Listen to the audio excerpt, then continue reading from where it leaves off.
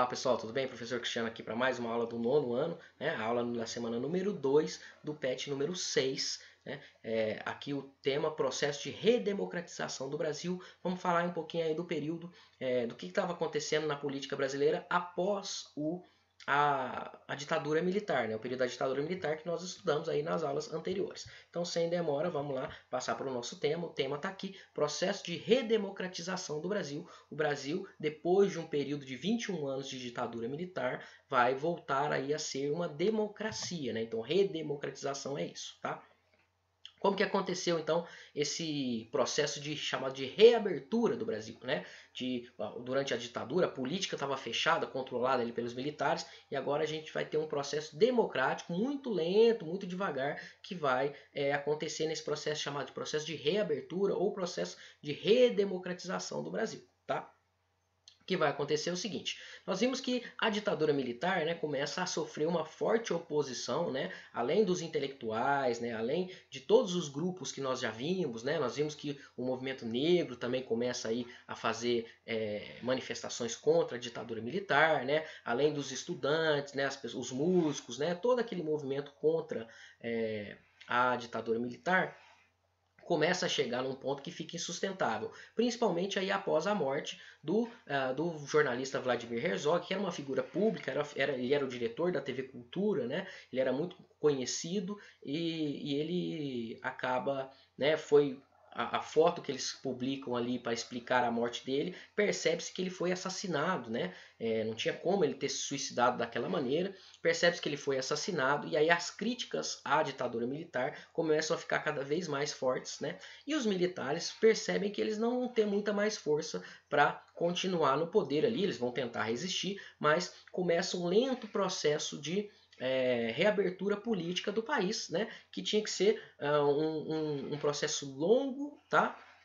E seguro lá para os ditadores, tal, né? Uma demonstração aí deste processo de reabertura foi a lei de anistia, que foi promulgada, né, pelo último presidente do governo militar, o Figueiredo, né? Nós já vimos lá os governos militares nas aulas anteriores, mas em 1979 o Figueiredo ele promulga então a lei da anistia, que deveria ser ampla, geral e irrestrita, tá? Prestem atenção nesses termos: ampla, geral e irrestrita. Por quê? Porque a lei de anistia ela vai perdoar todos aqueles que foram acusados, né, de serem terroristas, de né, tramarem contra o governo militar, tal. Então aquelas pessoas que estavam refugiadas, que estavam perseguidas e que estavam presas, todas elas vão ser libertadas, vão ser perdoadas. A anistia, o que é um perdão, né? Só que esse perdão os próprios militares defendiam que deveria ser amplo, né? E aí e irrestrito. Então o perdão se dava para aqueles que foram perseguidos, né, presos, torturados pela ditadura, mas também se dava para os torturadores, né? Então os militares, e aí naquela charge que está ali do lado, mostra isso, né? Tá escrito ali, né? Justiça, justiça, justiça caindo como se fosse uma chuva, e o militar lá aposentado de pijama, já velhinho e tal, tá sendo protegido da justiça ali com o guarda-chuva da anistia, né? Por quê? Porque essa anistia, essa lei da anistia de 1979, ela também perdoou os militares que estiveram envolvidos em assassinatos, em torturas, né, em todos, né, as crueldades que foram feitas, perseguições que foram feitas aí durante a ditadura que nós vimos aí nas aulas anteriores, né? Então, este processo de anistia até hoje ele é muito criticado, né? Porque ele acabou perdoando todo mundo a documentação sobre a ditadura militar ficou fechada durante muito tempo, né? Apenas recentemente aí os documentos estão sendo revistos, né? Eu falei para vocês nas aulas anteriores também, né, que em 2011 foi estabelecida a Comissão da Verdade para investigar aí, né, o destino, aí, o que aconteceu com as pessoas que foram declaradas desaparecidas, que morreram, que, né, pais e mães que perderam seus filhos sem saber para onde eles estavam, o que aconteceu. Esses estudos, a Comissão da Verdade foi feita para esclarecer aí os terrores, né, e os desaparecimentos políticos aí da época da ditadura militar, né? Então, apenas aí, né, de 2011 para frente, essa comissão ela vai 2014, 2015 começam a sair os primeiros relatórios, é que vai começar a esclarecer aí alguns casos ocultos aí da época da ditadura militar, tá? O que aconteceu nesse período, tá? O último presidente militar, né, o Figueiredo, João Batista Figueiredo, ele percebe então que ele seria o último presidente do regime militar, né, e ele convoca eleições, né? Convoca eleições presidenciais para o ano de 1985, por isso que é o fim da ditadura militar, né? A ditadura militar começa em 1964 e vai até 1985. Ele convoca então eleições, encerrando aí esse período de 21 anos de ditadura militar no Brasil, de autoritarismo militar no Brasil. E aí a população estava querendo participar, poder eleger o seu presidente, né? Desde 64 que não tinha eleições com participação da população para eleger o presidente.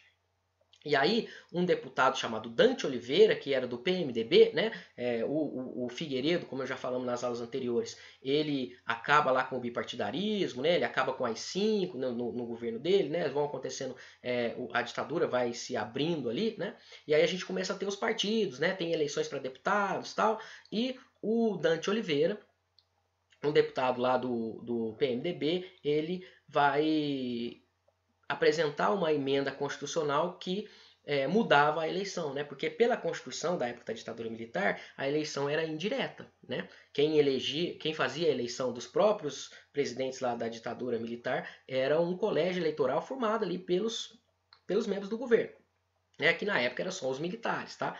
Agora não. O Dante Oliveira faz uma proposta de ter voto direto, ou seja, voto da população para a eleição presidencial.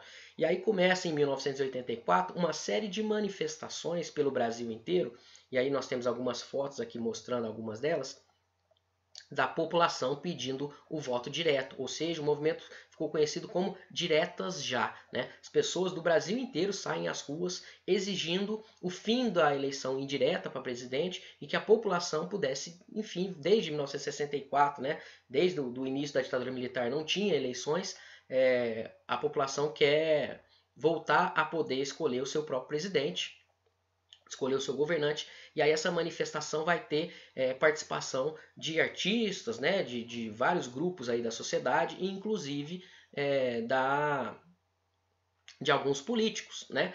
O principal político aí, líder do movimento da Direta Já, foi o deputado Ulisses Guimarães, né? Foi chamado aí, foi o grande líder da Diretas Já, inclusive é ele que está naquela foto lá em cima, né? Mas tivemos outros políticos, inclusive políticos bastante conhecidos, né, participando, que estão até hoje aí na política brasileira, participando desse movimento. Então temos aqui algumas outras imagens dessas manifestações da Direta Já, né? Tá aqui uma placa lá, ó, nós precisamos votar para presidente, né? Ah lá, os artistas apoiam as eleições diretas. No outro menorzinho ali é uma marcha de mulheres, né, pedindo lá o voto, né? Lembrem-se que aqueles movimentos de contracultura, né, aquela luta pelas mulheres, tal, tudo isso já estava acontecendo no Brasil, né?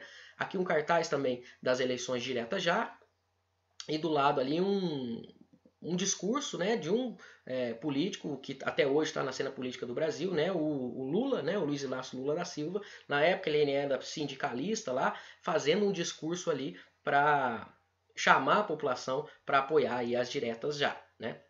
Então a população acaba se mobilizando pelas eleições diretas de 1985, mas a emenda Dante Oliveira tinha que ser aprovada, né?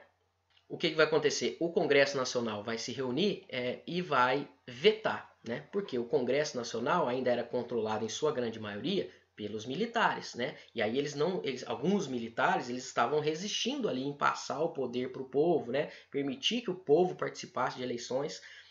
Então eles vão conseguir ali, numa manipulação ali, vão conseguir vetar a emenda Dante Oliveira. E aí a eleição de 1985 não vai ser direta, não vai ter a voto do povo, mas vai ser indireta, né? Pelo próprio colégio eleitoral, né? Então, para que fosse aprovado, a emenda precisava de 2/3 dos votos do parlamento, né? Foram 298 votos a favor, 65 contra, 3 abstenções, só que 112 deputados faltaram, né? Não compareceram à votação, e aí não chegou no número de deputados para votar a favor, e aí a eleição então ficou ficou como sendo indireta, né, como estava estabelecido lá na Constituição da ditadura militar. E aí o colégio eleitoral ia ser ele que ia se reunir e votar ali quem seria o próximo presidente, o primeiro presidente civil, né, ou seja, o primeiro presidente não militar do Brasil pós a ditadura de 1964, né? E aí nós tínhamos as forças políticas em atuação ali, né? O antigo Arena, que era o Partido dos Militares, né, ele tinha se transformado no PDS. E aí o PDS ele tinha o maior número de representantes no Congresso, como eram eles que iam decidir a eleição, é claro que era muito provável que um grupo ali, um membro do grupo dos militares, que fosse um apoiador dos militares, que fosse civil, fosse indicado como o primeiro presidente.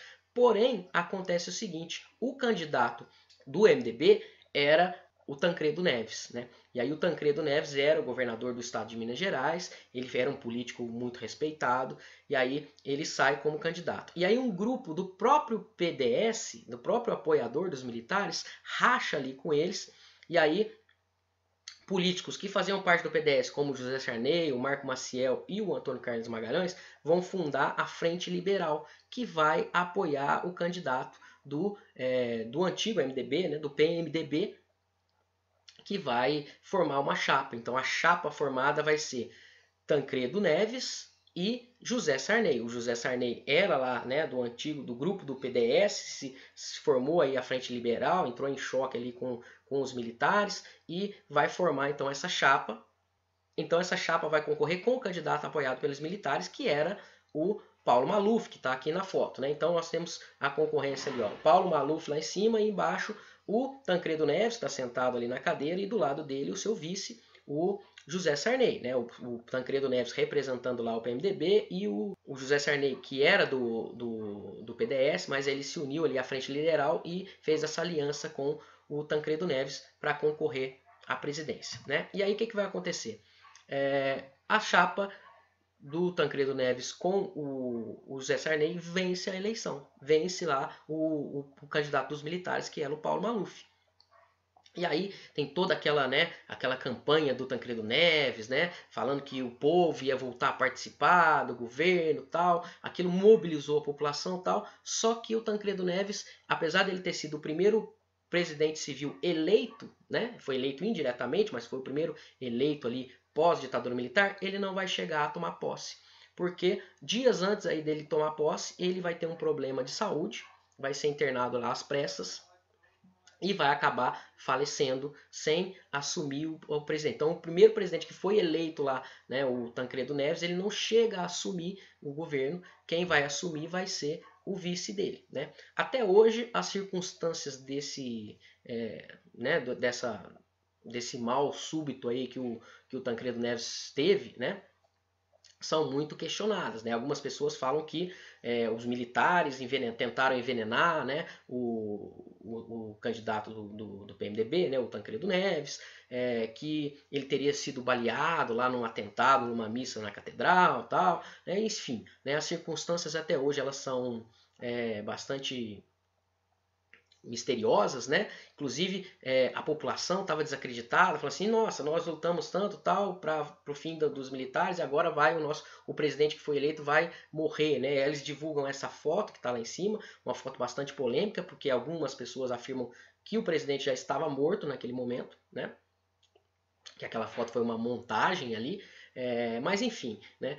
O Tancredo Neves morre e quem vai assumir vai ser o vice dele, que era o apoiador dos militares lá atrás, né? Tinha feito aquela rixa com a Frente Liberal, mas ele era apoiador, tinha um apoio ali dos militares também. O José Sarney vai assumir então como primeiro presidente civil do Brasil pós-ditadura militar, né? E aí ele vai governar o Brasil pós-ditadura militar, mas o governo é assunto para a semana que vem, na nossa próxima aula, tá ok?